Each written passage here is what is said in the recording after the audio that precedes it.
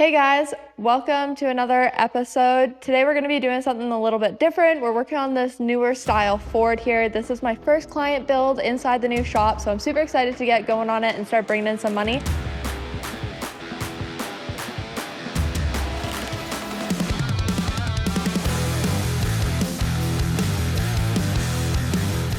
So this is going to be a great starter project. The repairs that we're doing to this truck aren't going to be high-end repairs. The client wants it to stay under $1,000. So with material and time included, I can only do so much for the repairs. And I have discussed in length with the client what to expect out of the longevity of these repairs, because we won't be doing it the right way for it to be a complete fix. So I'm going to show you guys some tips and tricks along the way if you guys are interested in doing this to your own vehicles cheaply at home. I'm going to show you all the tools that you're going to need and keep it down to the bare bones minimum and keep products down to a low cost. This is going to be a little bit of a different job than I normally do because we are just going to be handling some of the rust on here, but we're not actually going to be doing any patches. So I figured this would be a good opportunity to show you guys some of the fixes that you can do at home. This is not going to be a super long-term fix, but if the client pays, you do as they say. So we are going to do what the customer says. This is a really low budget fix, and he's just trying to get the rust to stop growing and for it to look a little bit better on a tight budget. So what we're planning on doing with this is just grinding off the rusty areas. If there is rust holes, I'm going to show you how I'm going to be fixing them. This is not the right way to do it, but this is a way where you can get a couple more years or a year out of your repairs if you're not at the point yet of replacing the metal. I'm going to explain to you a little bit what we're doing. Right from the body line down on the truck, we are going to be using hippo liner. It sprays on really thick, which is what this person wants. The truck is going to be working down in the mines, so they want something to protect it so it's not going to rust any further. We're going to be filling any of the little dents because the texture will actually accentuate the dent. This truck doesn't fit in my paint booth, so we're going to be doing this on the floor of my shop, which is going to be okay. I'm just going to make sure I clean up really well. So let's get into this. All right, guys, so our first big issue getting this truck into the shop, I just took a measurement and it's actually not going to fit through my paint booth doors. I might be able to take the mirrors off and get it in here, but I think I'm just going to spray it where it is. Because we're only doing rock guard, it doesn't have to be a super clean environment because we're not going to be worried about dust nibs or anything. I will have to cover up some of my projects and toolboxes around it, which is going to suck a little bit. This truck is a lot wider than the vehicles I normally work on. It's actually even wider than my 1 ton that is sitting beside us right now. As you can see, there's still some mud on it, so I'm just going to get a wet rag. I don't have a water spray bottle here yet. I should have went and picked one of those up. We are starting with clean panel that doesn't have any wax or grease on it. When you're cleaning panels, you always start off with water first because water soluble and solvent soluble are two completely different stuff. So like, let's say if this had coffee dripping down the door, even if I took wax and grease, which is like a powerful solvent cleaner, that's not going to get the coffee off because the coffee is water-based. So just like the mud is water-based. I'm only doing product and material up to this line here, and I haven't put any of my tape on it yet, but I'm just going to go in, get any of the dirt I can off. Best to use like a soapy bottle of water. You can use like Dawn dish soap. You just want like literally a drop in there for a whole bottle. You can go in with just water as well. It is sometimes nice to have soap depending on what is on here. I'm wiping in one direction and flipping my rag lots. This is going to make sure I don't really scratch anything. Obviously I'm going to be sanding this anyway, so it's not going to matter, but keeping up with good practices. I'm making sure that I'm getting in here on the wheel well on the inner lip because we are going to be spraying material in here as well. I'm just going to make sure that I'm only keeping my solvent in my repair areas. Just giving all this a good wipe down so it's nice and clean for us to start.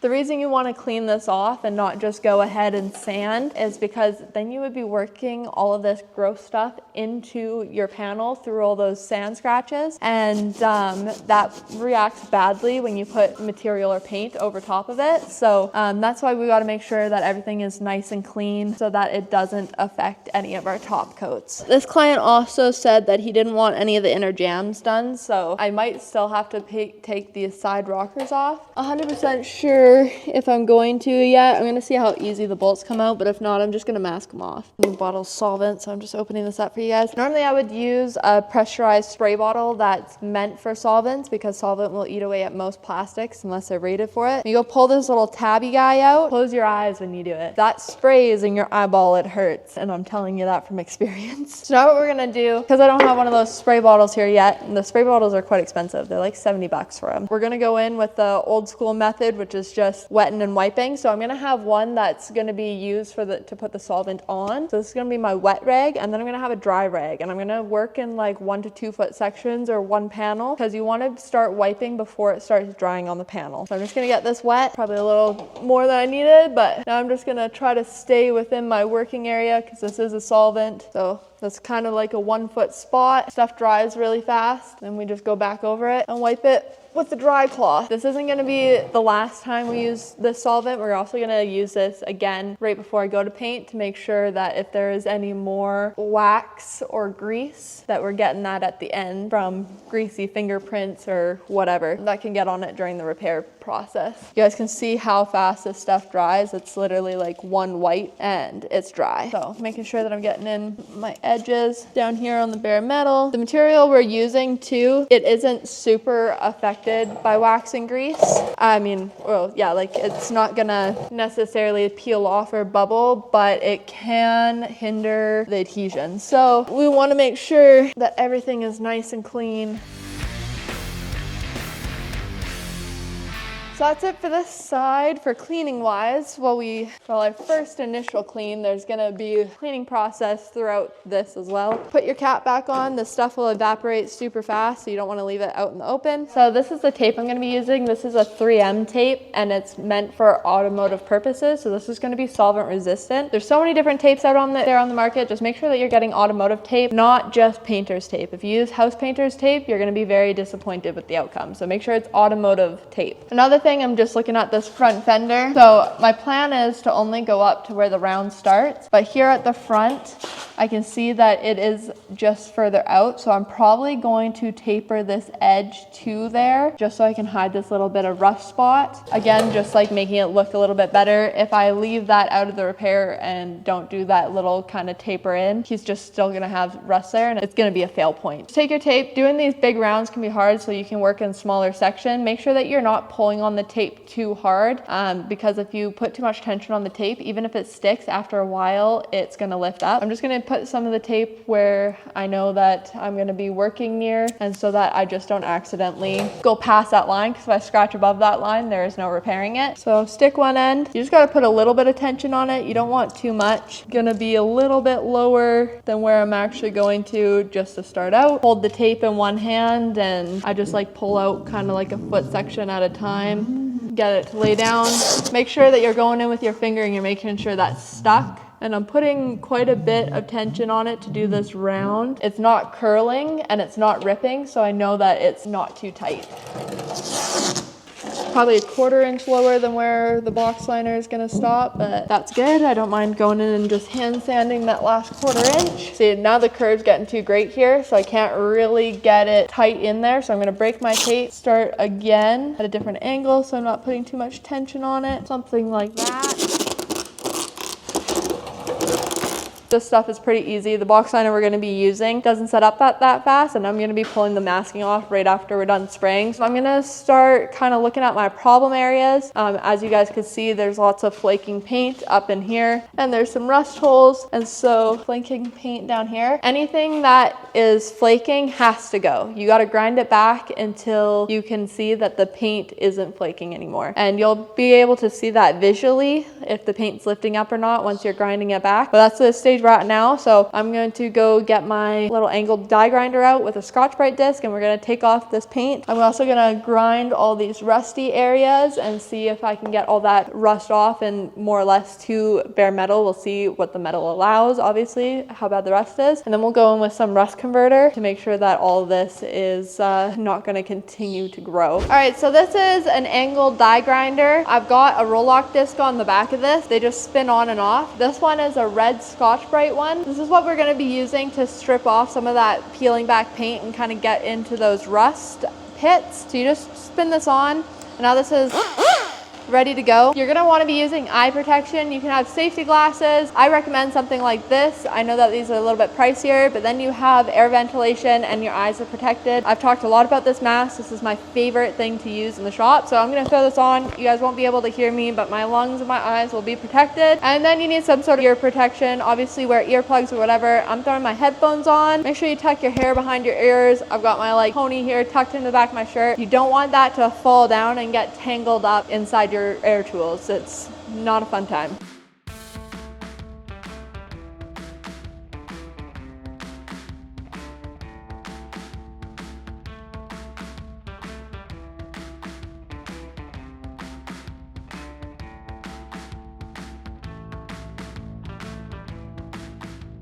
All right guys, I got all the flaking paint ground off, but now the issue that you run into after getting this ground off is that you can feel that there's a ridge where you've ground the paint. So now I got to feather that out. I also have to scuff all of these panels so that box liner is going to be able to stick to this. So box liner, you can use a really heavy grit, and you actually want it to be a really heavy grit so that it's got lots of mechanical adhesion so it doesn't peel. So I'm going to be using 80 grit on an orbital. This is Cubitron sandpaper. This is by 3M. This stuff is really expensive, but it's really good. I recommend it to everybody. Also, again, with a hook it, you can take it off, put it back on if you're changing through grit. So when I go do this, I'm going to try to keep this sander as flat as possible and follow the curve if there is a curve on the panel. And I'm probably going to stay probably half an inch to an inch away from where my tape line is, and I will hand sand the rest of that just so I'm not accidentally scratching, because the sandpaper will actually tear through this tape. Good visual marker.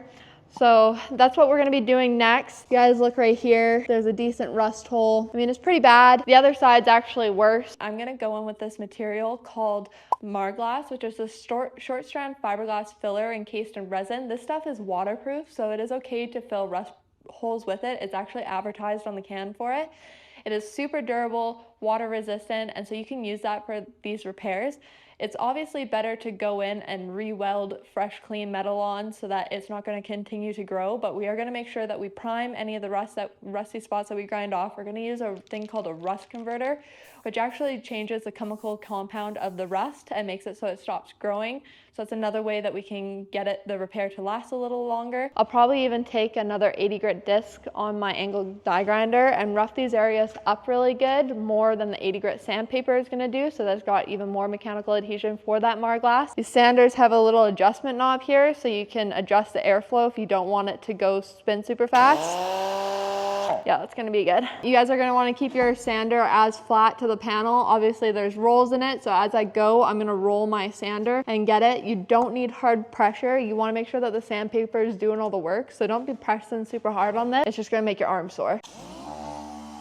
And so now, if you look at where your paint is, you can see the different colors, but you can see how it's gradient, and I can't feel it anymore, so that's how you know it's feathered out. And you want to make sure that it's feathered out, otherwise you're going to see it when you go put that texture coat on it. Even though it's textured, it's still going to show any ridges, bumps, or dents that you have in your panels. And so it's really important to get these out. And then afterwards, if there's any rust pitting left over, like I can kind of feel a rust pit there and a rust pit here, I'm gonna have to go and put a little bit of Fiberglass in there and re-sand it just to flatten it out to make sure that it looks good at the end. Little rust, like these used to have rust on them, but that's ground off, but you can still see the staining on the metal. So all of those were just teensy tiny little rock chips, and that's how much it damages the metal underneath. Pretty cool to see. I made sure that there is no flaking paint, because if the paint is flaking and I go put that box liner on, I'm gonna spray over this because there's still quite a bit of rust that I can't grind off. It's a little bit too, like it's eaten through the metal too much. But again, client wants what he wants, so we're gonna go in with a rust converter, and that's gonna convert this rust so it doesn't continue to grow and get worse.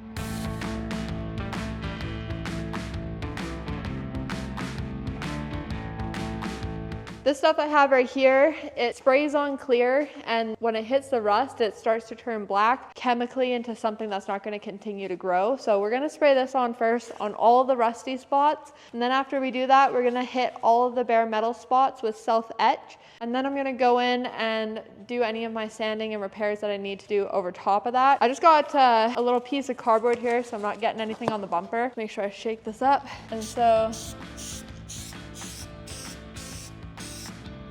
now we got that, and as you can already see it kind of start getting dark. I've also went and just like kind of wiped these panels before, like the rusty spots I know is going to spray with some wax and grease before doing this.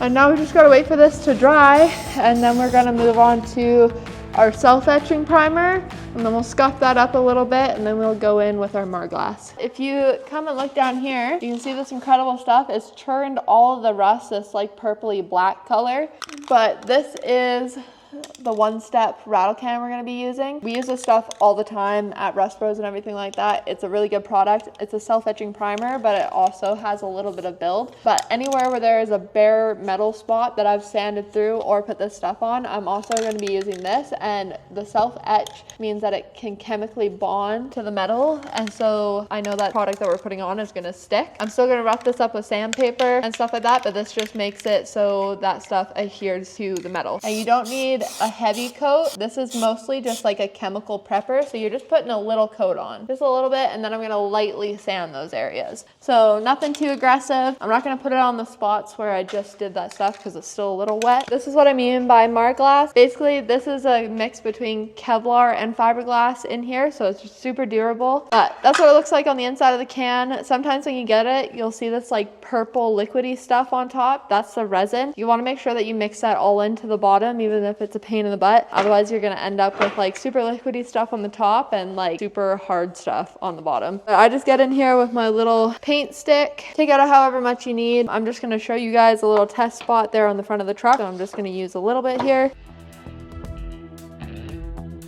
This is a two-part system.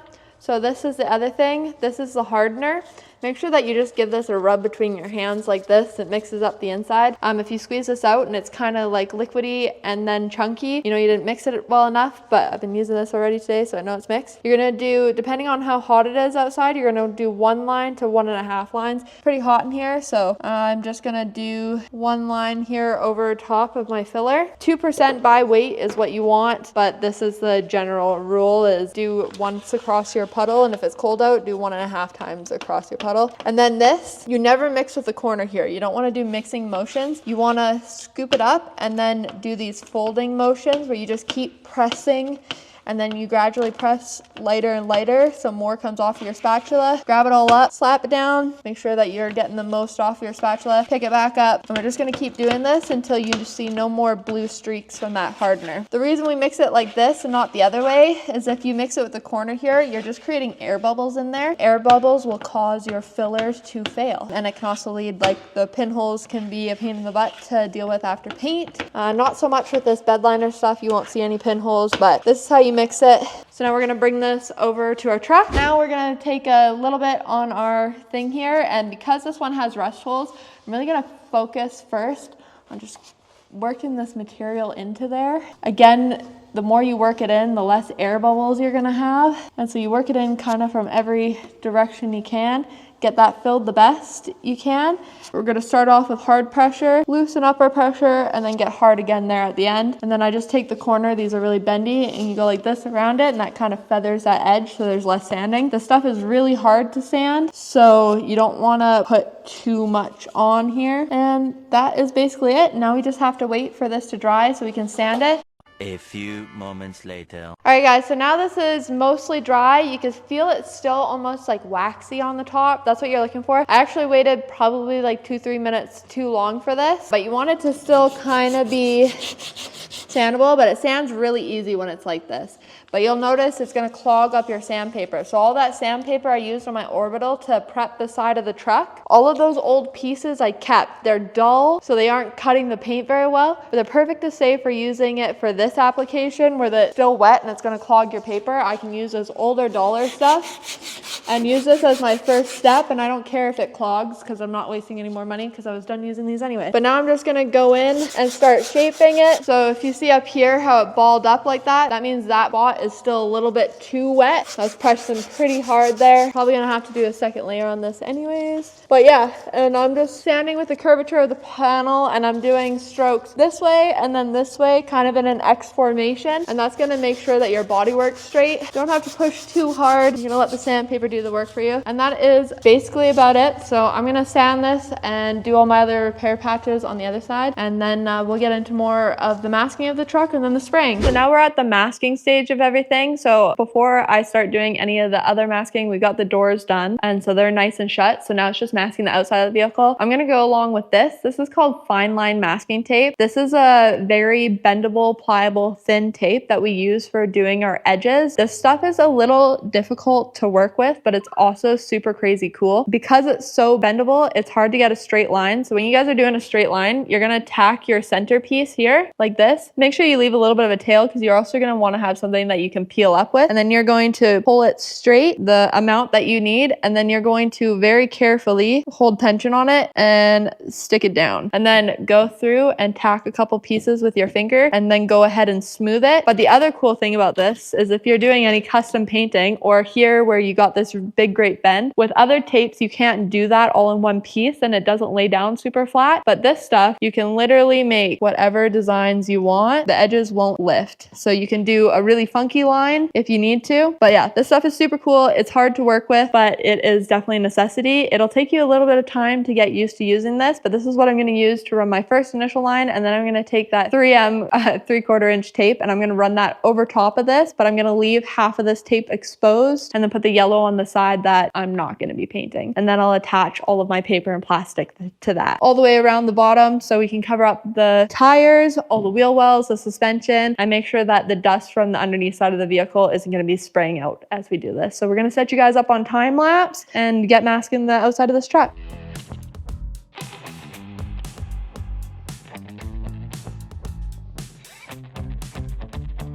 We are going to move on to some masking, but my lovely assistant Kat is going to help me out doing some of the masking while I get some of the other rust repaired. But I don't have a paper rack, so we're going to have to jerry rig one. So me and Kat came up with this brilliant idea where we are going to use these two shelves I got to hold my merch when it comes in. I'm going to teach Kat how to mask inside of the doors for me just to get this done faster. It is Friday and I want to go home. The truck is not done yet and it has to be done. If you want to come in and assist me, hi. My beautiful assistant here. She's not just a camera girl. She's going to be a shop girly by the end of this endeavor. She makes me very dirty with trying to do things, so.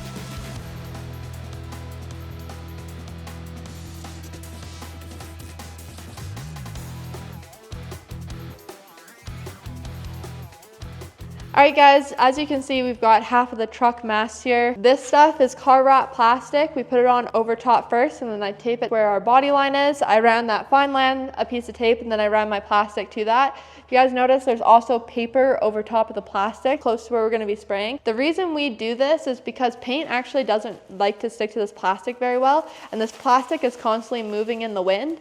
And when it does that, tiny dried up paint particles that have landed on this will actually shake off onto your paint, generally like a foot to 2 feet depending on what you're doing. We're doing box liner, so we actually probably could have got away with just doing 6 inches of paper because it's not going to be a long painting process. But we do this because the paint sticks to the paper. I want to show you guys another little cool trick that I learned at Rust Bros. I can't remember who taught me this. If it was, I don't think it was Blair, because I think when I told Blair he thought it was amazing. But anyways, maybe it was Carl. Long story short, somebody taught me that you can use tin foil to wrap hard to wrap things. So these antennas and stuff, where normally lots of people, they would wrap masking around it, but then you have to sit there for a really long time and peel it off afterwards, and it always leaves residue. So you can just take some tin foil and crush it around these guys, and then I just tape the seams. So when I go do my next piece of tin foil, I'll put a piece of tape there. I'm gonna tin foil this, and then I'll tape the edge of the tin foil. But now this is also a really cheap solution because aluminum foil is cheap. But what's important here is to get right to your tape line. You want it really close, because if we're gonna have a fail area where this is gonna peel. It's gonna be right at this edge. I like to go in, start really close, and just do one swipe backwards, and that gives me a cut right by that edge of that line. You don't wanna aggressively sand too much. You gotta be careful here, especially with the fine line, because this will sand through that. So now that I've got that line, I'm just gonna slowly and tediously sand up to that. And I'm gonna continue that for the whole edge of the vehicle. It's tedious, it takes time, but this is how we know that we're sanded right up to that edge. We're gonna have really good adhesion there. If you don't have good adhesion there, it's going to peel. So make sure that you focus really hard on that edge and make sure that you're not peeling your tape. And that's about it. So I'm gonna finish this up and then it's time to spray. All masked off, all sanded, prepped. I just gotta wipe it down. We're gonna use that same technique that we did earlier.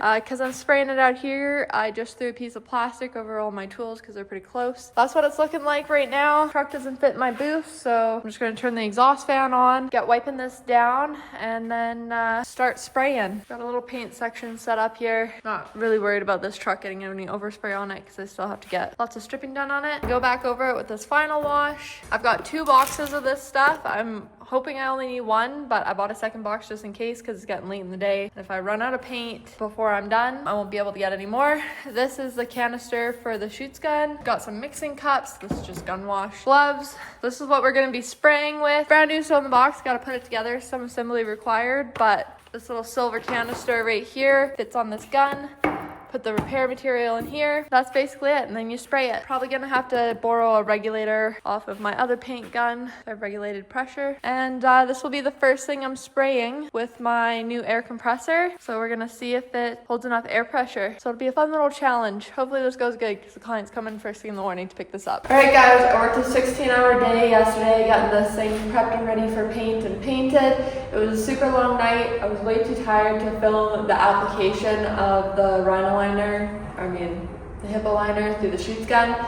But if you guys want a different tutorial on that another day, I'd be happy to give it to you. Just leave a message in the comments if that's something that you guys want to see. But anyways, it's all done, it's rock guarded, and I gotta get this unmasked and put the rockers on before the client comes at 8. So we're just gonna get on that. When I went to pull my fine line, make sure you pull your fine line at like a 90-degree angle. Because I wasn't pulling at enough of an angle, it kind of separated. So keep that in mind.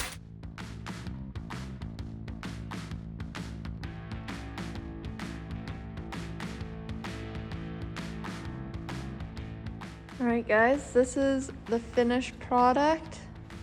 Looks pretty good. Having some bad feelings right after I sprayed it that it didn't look good enough, but as it dried back, I'm actually quite happy with the texture it has. So yeah, I think it's pretty good. Alright guys, so the client just came and picked up his truck. He was super happy with the outcome of it. Obviously the quality of the repair is lower. We filled some rust spots with that Fiberglass, but we tried to do it the best we could to make sure that the corrosion process is going to be drastically slowed down. So hopefully this gives him another year or 2 out of the panels that he has on his truck. This is something that you guys can do at home, so I really hope that you guys can try it if you have some spots like that on your trucks to give your panels just a little bit more life and get your trucks looking better for a very cheap price. But it all went well, we kept it cheap, and the client was happy, which is the most important thing. So thank you guys for watching. Don't forget to like, comment, and subscribe. And if there's anything I missed or you guys have questions about, make sure you guys leave me a comment so I can answer them.